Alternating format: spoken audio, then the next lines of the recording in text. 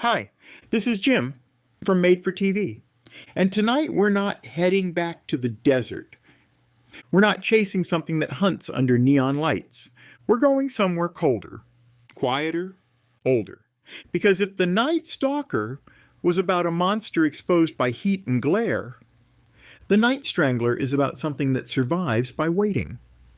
Waiting for cities to forget. Waiting for history to move on. Waiting for time itself to look the other way.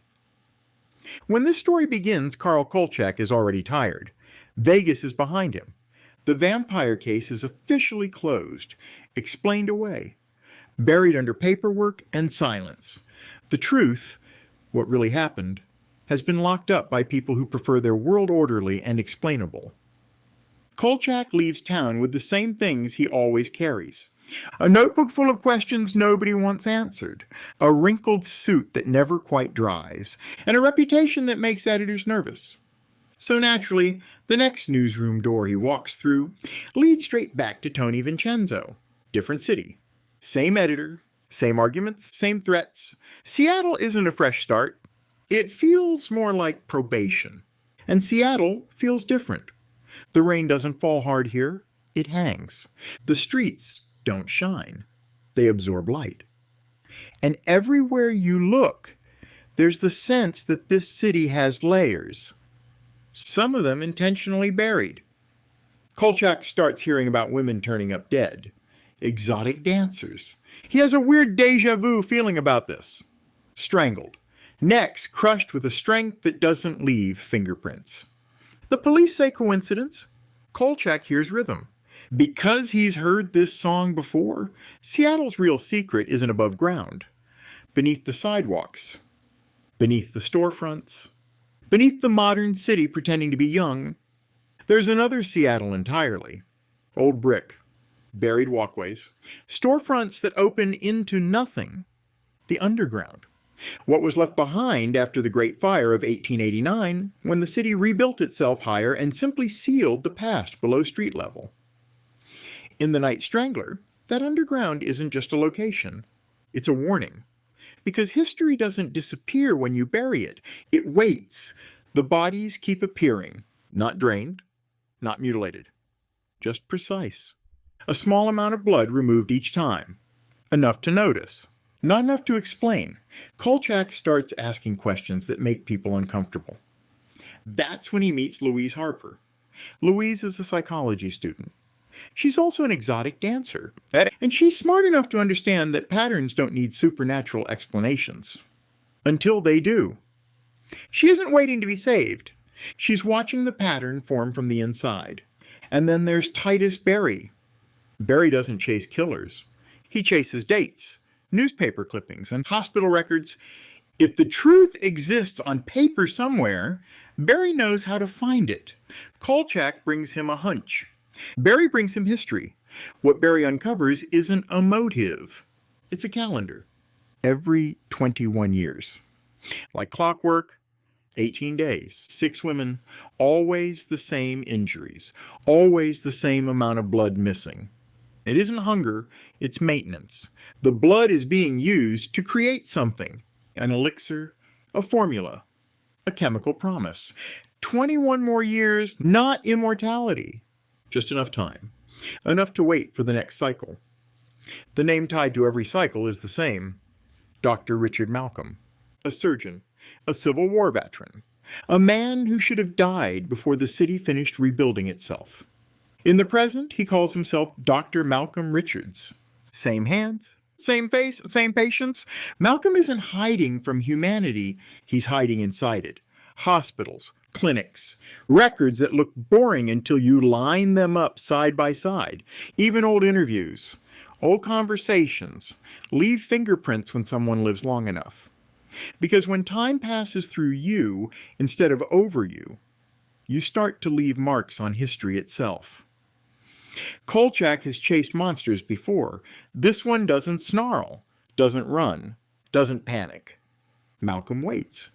And waiting is something Kolchak understands all too well. The descent comes quietly. No chase through city streets. No flashing lights. just a slow walk downward into a city that no longer officially exists. The underground doesn't feel abandoned. It feels paused. Every step Kolchak takes sounds louder than it should, echoing off brick that hasn't heard footsteps in decades. The air is colder down here, not just from lack of sunlight, but from time itself. This place hasn't moved on. It hasn't forgotten. Seattle rebuilt above it and pretended this part never mattered. Malcolm understood something most people don't. You don't need to conquer history. You just need to wait for it to look away. Gas lamps still glow, casting soft amber light that feels wrong for the century Kolchak lives in. Shadows stretch and linger. Corridors branch into other corridors, each one looking like it could swallow a person whole and never bother to give them back. This is where Malcolm lives. Not hiding. Occupying. An old hospital waits at the center of it all. Surgical rooms, equipment, tables that were modern once, and then simply weren't. The walls are thick with dust and cobwebs, but the layout tells a different story.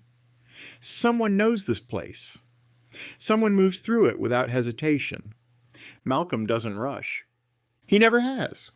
When Kolchak finally confronts him, there's no panic in Malcolm's voice, no desperation, no anger, just calm explanation, like a doctor addressing a patient who doesn't yet understand their diagnosis.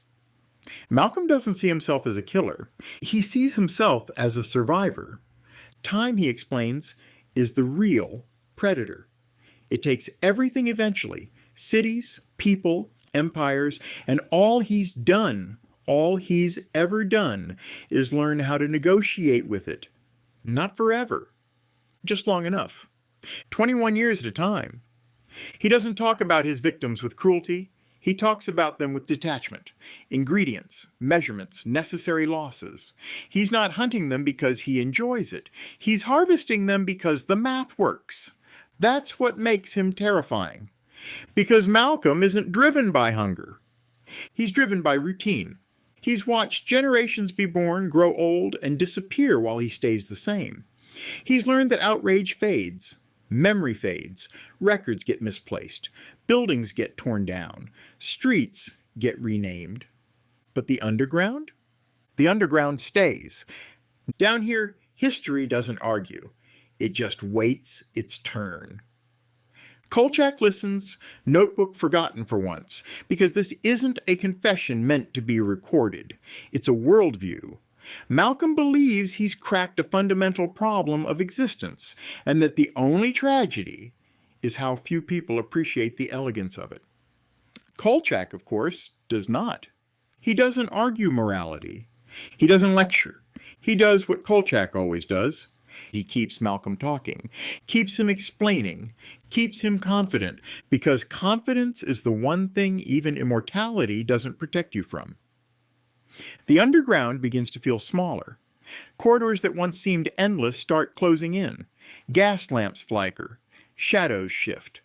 The machinery of Malcolm's careful routine starts to break down, not because Kolchak is stronger or smarter, but because he refuses to play his assigned role. Malcolm has survived wars, fires, cities collapsing and rebuilding on top of themselves. What he hasn't survived is someone who won't let the story end cleanly. The underground, for the first time in decades, feels disturbed. Kolchak doesn't defeat him with strength. He doesn't defeat him with science. He survives him with persistence, with timing, with the kind of luck that only comes from refusing to stop asking questions. The cycle breaks. Not forever, just this time. And that's enough. When the dust settles, the city moves on. The truth disappears again. Official explanations replace uncomfortable ones. Kolchak writes what he can, what he's allowed, and then he moves on. Because that's what he does. What makes the Night Strangler work isn't that it tries to outdo the Night Stalker. It doesn't. Instead, it deepens it. Vegas was exposure. Seattle is burial. The first monster hunted in plain sight. This one survives by blending into history. And Kolchak remains exactly where he belongs. Caught between disbelief and certainty, documenting things nobody wants proven. This movie did exactly what it needed to do. It proved the formula could repeat, that audiences would follow Kolchak into darker, stranger corners. And it opened the door to something bigger, a weekly series, a mythology, a reporter who would spend the next year running into creatures that shouldn't exist and surviving long enough to write them down. Looking back now, The Night Strangler feels like a hinge between one-off horror and episodic legend, between shock and structure, between the idea of monsters and the idea that some of them don't hunt. They wait. I'm Jim from Made for TV. Thanks for going underground with me tonight.